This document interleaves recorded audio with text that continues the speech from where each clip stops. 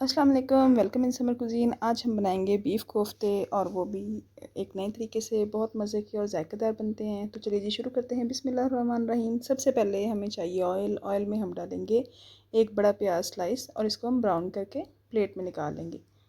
इसका हमने पेस्ट बनाना है और पेस्ट बना के हम इसका रख लेंगे। तो इसके लिए हम जो ब्लेंडर है उसमें या जो ब्लेंडर में डाल लेंगे। ब्लेंडर है उसमें हम डालेंगे प्याज और थोड़ा सा पानी ऐड करेंगे और इसको अच्छी तरह से ब्लेंड कर लेंगे। इसको एक साइड पे रख देंगे। अब बीफ कीमा ले लिया है आधा किलो, इसको धो के अच्छी तरह निचोड़ लिया है। इसमें डालेंगे हम 1 चम्मच अदरक लहसुन, नमक डाला है, लाल मिर्च पाउडर आधा टेबल स्पून डालेंगे और सूखा धनिया पाउडर भी आधा टेबल स्पून डालेंगे। हरी मिर्चें जो हैं वो कटी हुई वो डालेंगे 1 टेबल स्पून और हरा धनिया हम इसमें ऐड करेंगे। 1 टीस्पून जो है वो हम इसमें पोपी सीड मतलब खसखस ऐड करेंगे और ये जो हमने प्याज़ों का पेस्ट बनाया था इसका 1 चम्मच हम इसमें डाल देंगे और बाकी हम रख लेंगे मसाला बनाने के लिए। दही डालेंगे। दही से कोफ्ते बहुत ज़्यादा नरम बनते हैं। तो इसको सबको हमने अच्छी तरह से चॉप कर लेना है। अगर आपके पास चॉपर है, अगर चॉपर नहीं है तो ब्लेंडर में चॉप कर लें। उसके बाद हम इसके बनाएंगे कोफ्ते। इक्वल साइज़ के तमाम मतलब जो है इसके कोफ्ते बना लेंगे। थोड़ा सा हाथों को ऑयल लगाएंगे। इससे ये है कि ये चिपकेगा नहीं आपस में और इसको अच्छी तरह से राउंड शेप बना के इसका कोफ्ते बना लेंगे जितने भी ये बनते हैं।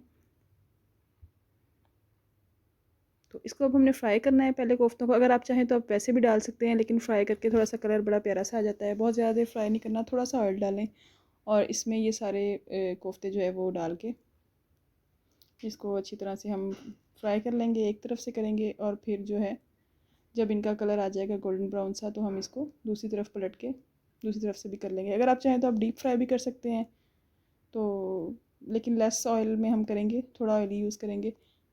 तो ये अब हम बनाएंगे इसकी ग्रेवी। ग्रेवी के लिए मसाला जाते हैं। ऑयल लेंगे कढ़ाई में और ये वही ऑयल है जिसमें हमने प्याज फ्राई किए थे, इसी को हम यूज़ कर लेंगे। अदरक लहसुन डालेंगे इसमें और इसको अच्छी तरह से थोड़ा सा सॉटे करेंगे। ऑनियन पेस्ट जो हमारे पास मौजूद था वो हमने इसमें ऐड कर दिया है। इसको थोड़ा सा अच्छी तरह से मिक्स करेंगे। अब हम इसमें मसाला जाता ऐड करेंगे। नमक डालेंगे, लाल मिर्च डालेंगे और हल्दी ऐड करेंगे। सूखा धनिया पाउडर भी आप ऐड करना चाहें तो ऐड कर लें। गरम मसाला भी हमने इसमें ऐड नहीं करना, वो हम इसमें एंड में करेंगे। इसको अच्छी तरह से मिक्स करेंगे। हरी मिर्च जो कुटी हुई है वो हमने इसमें ऐड कर दी और ये दही का 1 कप लेंगे।